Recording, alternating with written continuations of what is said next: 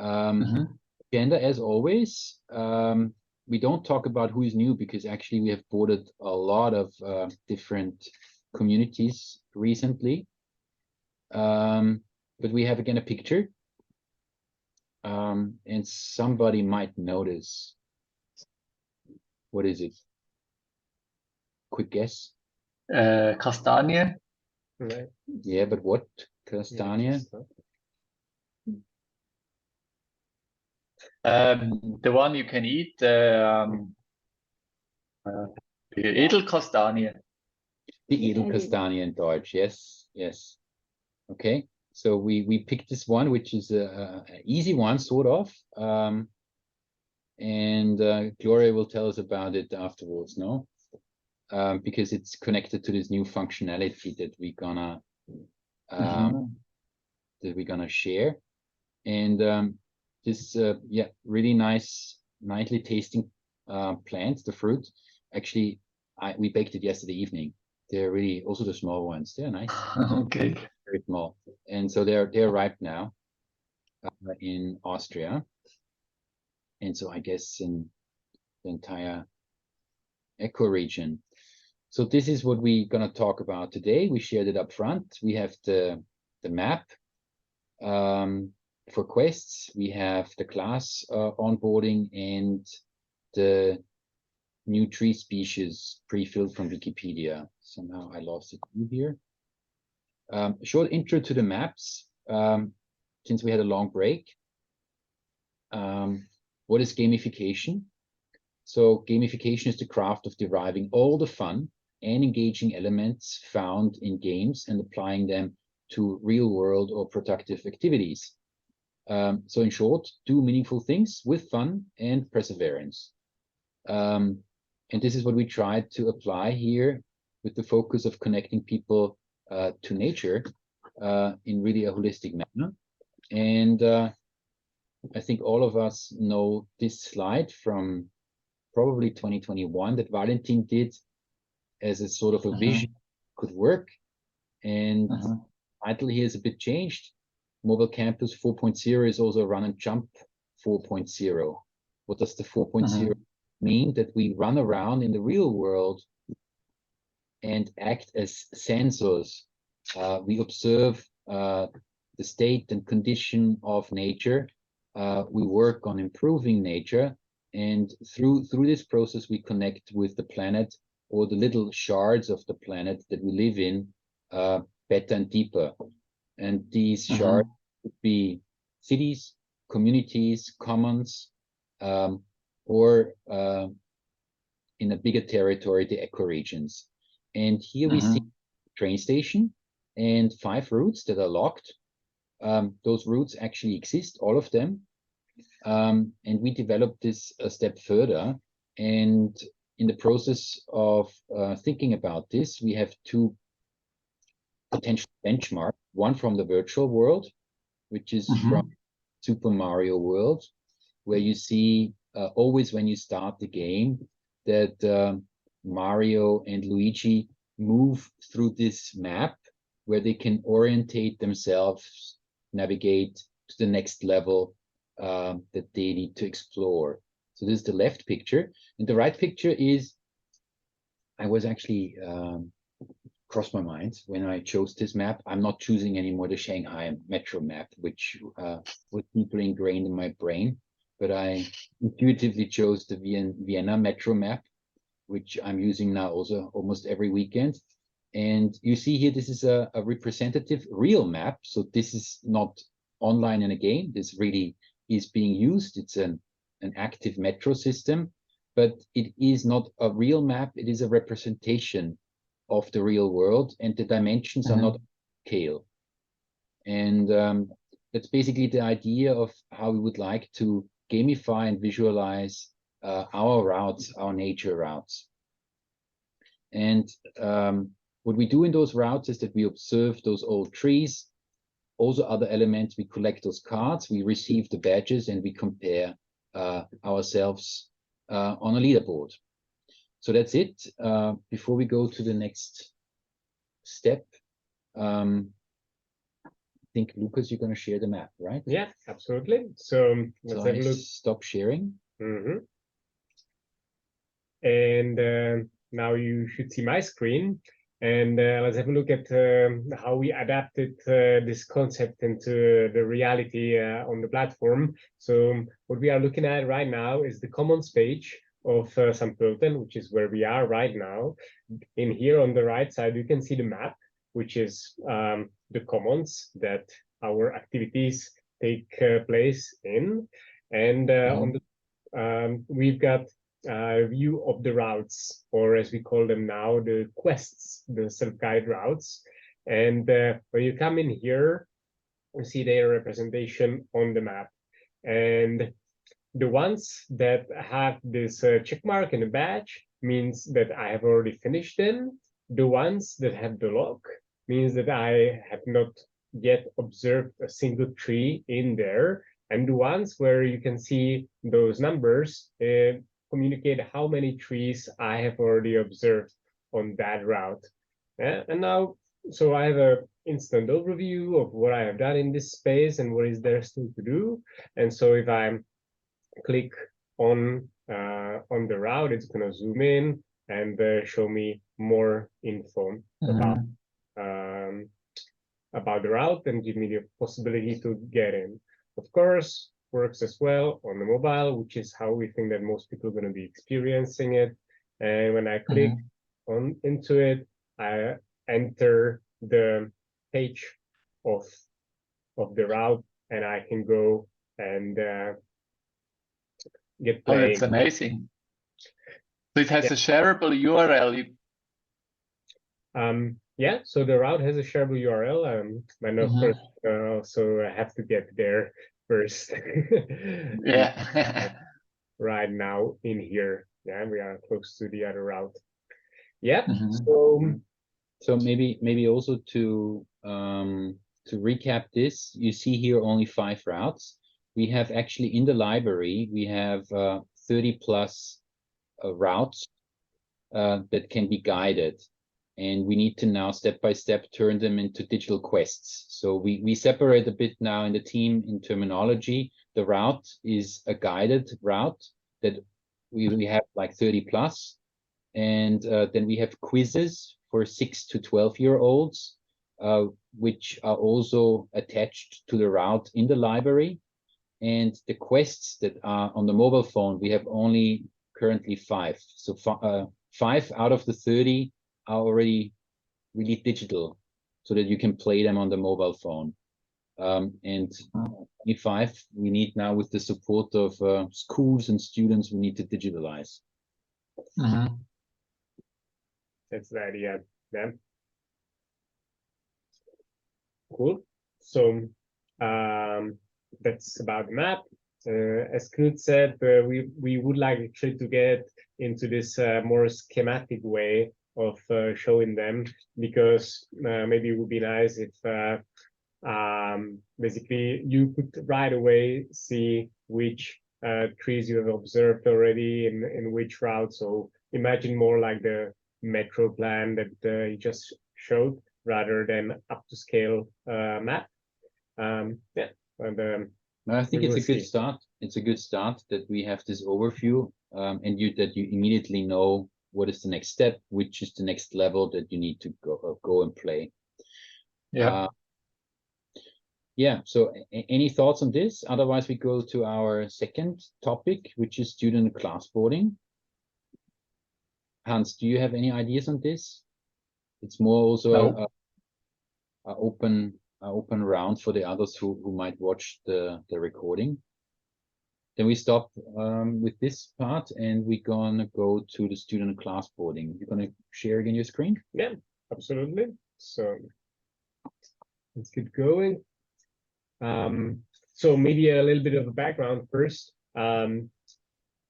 As we now have a first-hand experience from schools using the platform, we came to see the problem of onboarding the students. The way we have been doing this so far has been that the teacher needed to create the student profiles by importing an Excel sheet or by typing them into the class dashboard one by one. Share my screen and show how this has been done. So I'm gonna go into the communities. Actually, I already have it prepared, I think. Yeah. So in the Sherwood Forest School, which is this community we use to host the call, I'm gonna choose one, maybe the monkeys, and my Gloria. And so this is just an example class for playing with the system. Here we see the students list, and what the teachers had to do up till now was either use the import or editing by hand and adding new records. And the problem we had was in this way, the students themselves actually cannot log in into the system. So we needed to come up with a way that the students can log in by themselves, can do the quests, see their stats, see the stats of the class and everything on the platform, but they still need to be included in here in the class dashboard, right? So that the teacher has an overview and yeah, the whole system works in a school setting. So we came up with a way to invite the students into the class. So with this 3.2, there is an invite to join class button. And we can use the link or the QR, and the students or teachers can apply to join the class. And then you approve or reject them in the dashboard. Yeah. So I'm gonna copy to clipboard right now. And I've got one window in here ready, which is not signed in. So I'm going to paste the link in here. So on the right side, you can see the, let's say, student view. On the left side, you can see the teacher's view. I'm going to enter in here. I need to sign in first. So to make it fast, I'm going to do it with the Google login. And I get window to join the class of monkeys. So in the class, we separate first name and last name. The rest of the platform is just one full name. So I'm going to put first name, last name. I'm going to put my year of birth and confirm. And my request to join has been sent. And now the teacher, as he enters the dashboard, I'm going to refresh in here, can see a join request for this class and can accept me as a student, which means that I will become immediately visible in the student list as the student. Oh, you have repeated that class quite a lot. Yeah, I'm outstanding with my age in there. And now I'm gonna make full screen view of the student window.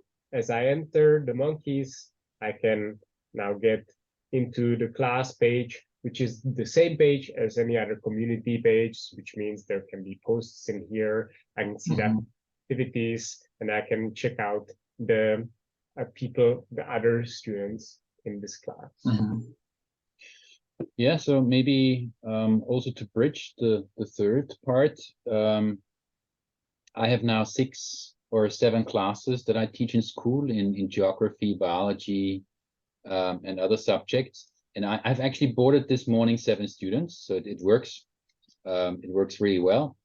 I can share stuff in there to communicate with them. But what is for me most important right now is they are then automatically participating in the activities that I plan as a teacher in the class. So if I plan a guided route, I'm not talking about a quest. If I plan a guided route, or if I plan a visit of our birds of prey, we have a birds of prey location here, then they are automatically participating in this event.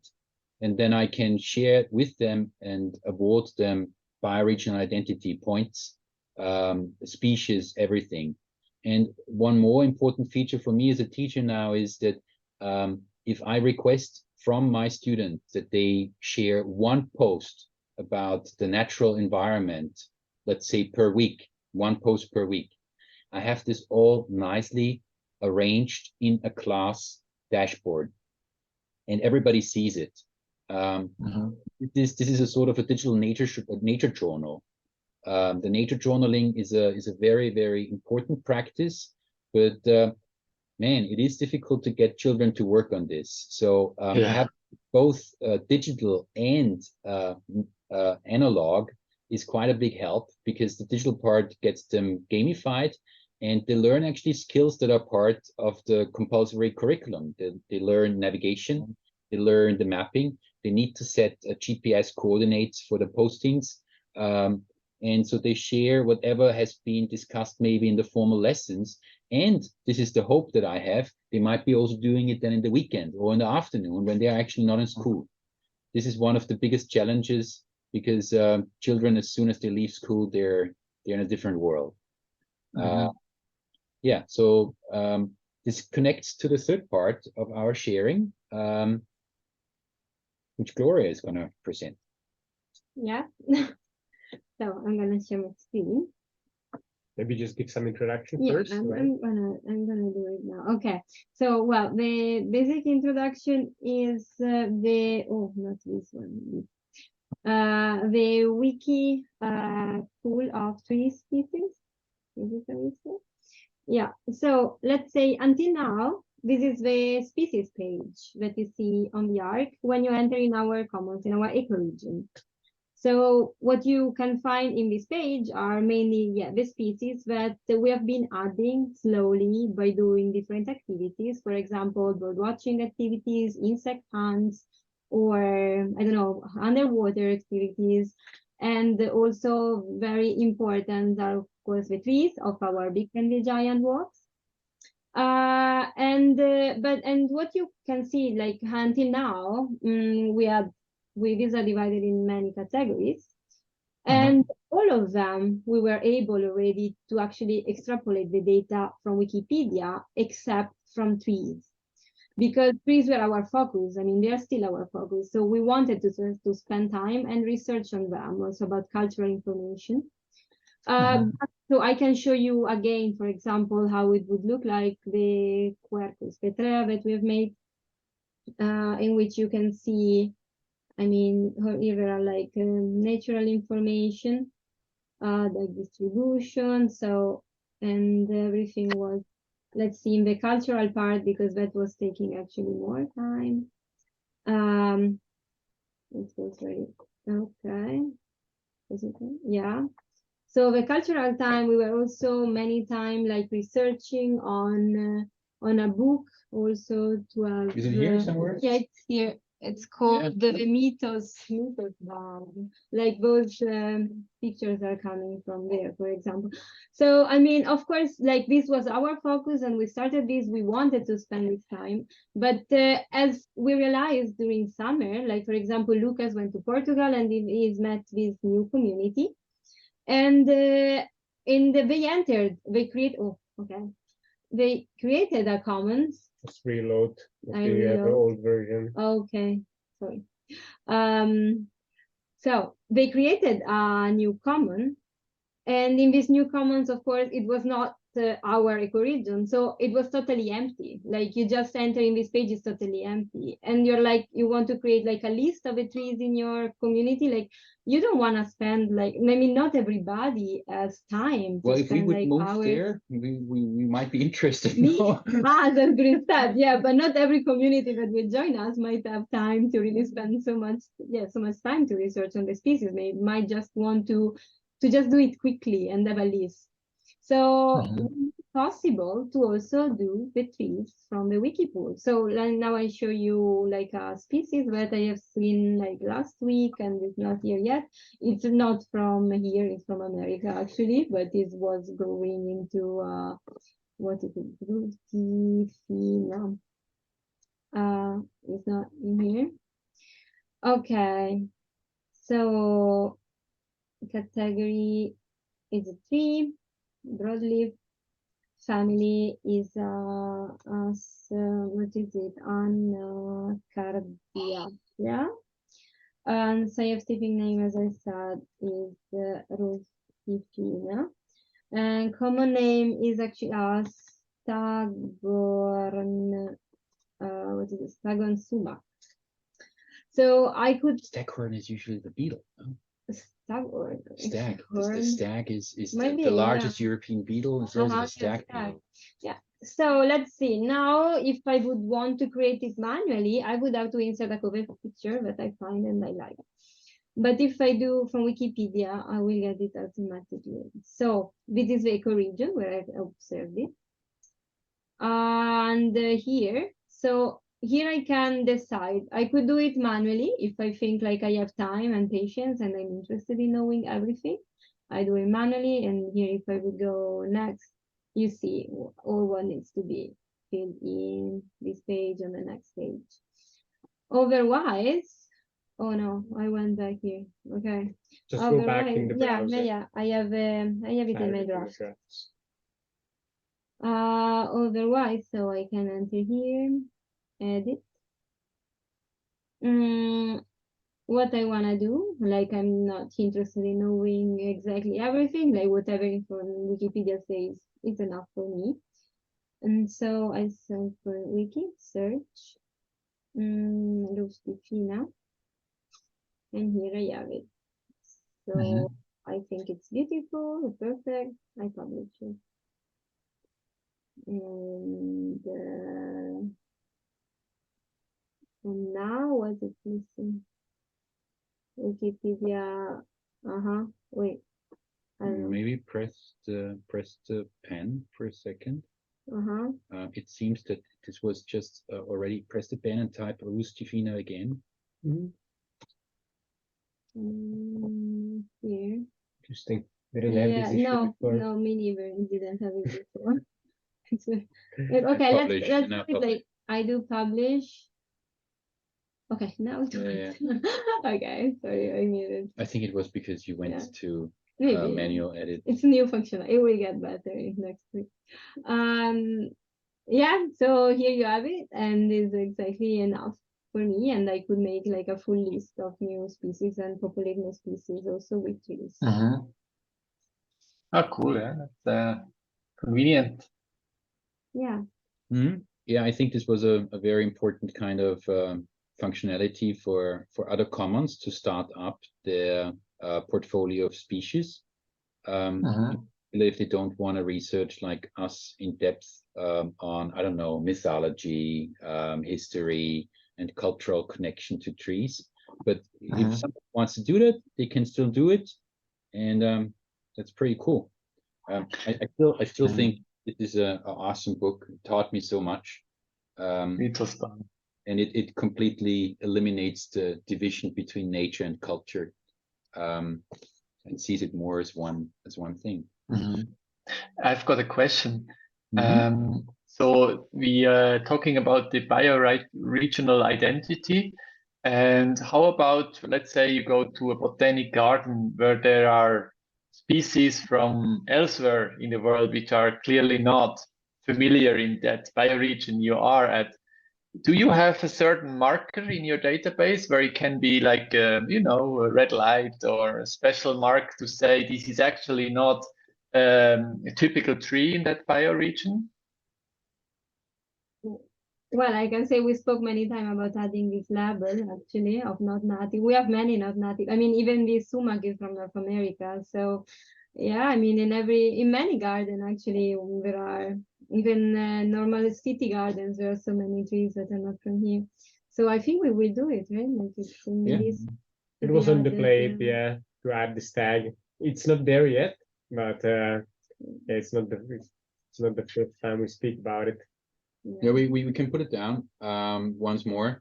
So we were talking about tags. You know that there is a rest in peace tag for trees that have been cut down, and a black tag next to the entry in the overview. Yeah, yes, I remember. See that the specimen has been removed forcefully or for some other reason.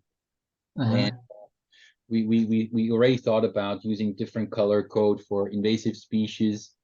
Fruit trees, maybe. Fruit trees as well. Thinking about a sharing economy where land is not anymore owned by certain people.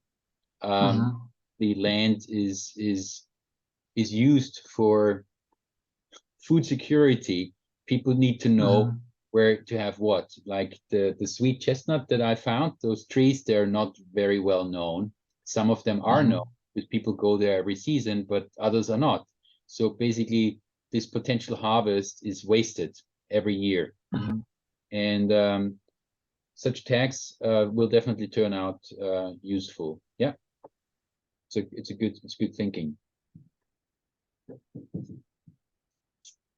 And what you actually started with, I'm thinking now of this glass house or Palmen house in the botanical gardens of Schönbrunn, which were one of the first and most lavish botanical gardens. You, of course, can also kind of exclude such areas as special areas. Maybe it's a special route that you create in there. And then the tags also show that this is just everything in there is not native. Yeah. Okay. Yeah, any other ideas?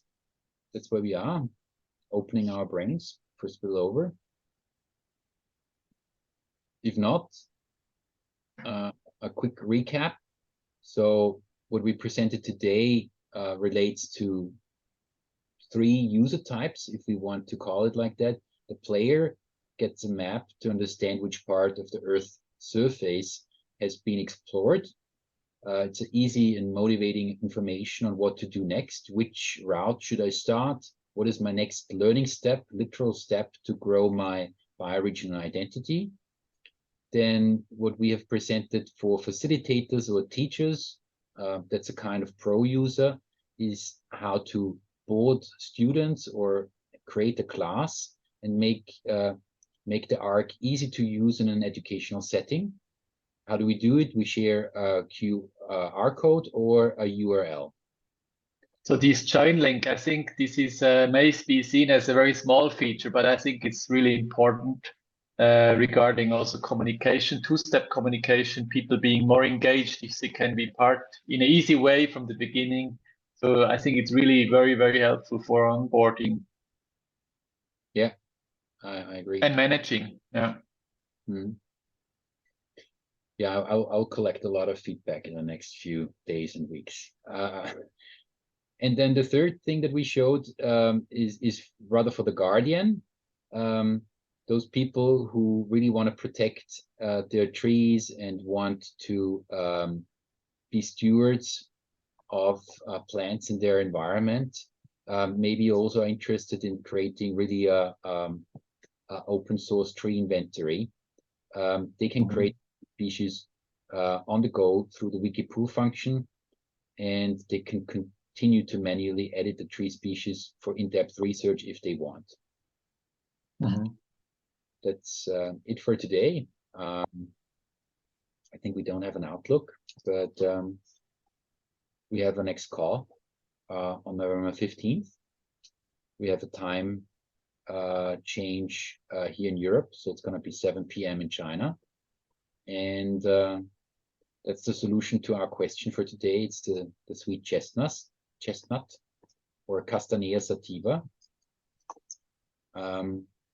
And this was already created, I think, with the Wikipedia function. No, actually, no. I still created it with the old function because it was not live yet. This we need to change. That was it in a nutshell. This was a very fast call. Very fast, interesting, and pleasant. Thank you very much.